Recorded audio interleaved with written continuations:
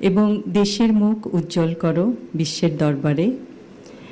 এবং বিজ্ঞানের প্রতি তোমাদের যেই মমত্ববোধ আমরা দেখতে পাচ্ছি, ভবিষ্যতে আমরা আশা করব তোমরা বিজ্ঞানের জগতে উদ্ভাবন করে পৃথিবীর সমগ্র মানুষের জন্য কিছু করবে এবং ইনশাল্লাহ আমাদের সবার সহযোগিতা পাবে।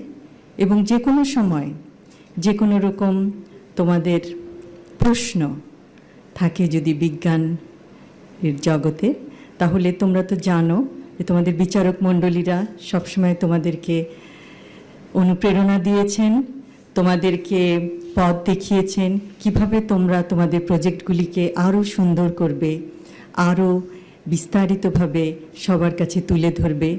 যে কোনো সময় তাদের কাছে যেতে পারো তোমাদের প্রশ্ন নিয়ে।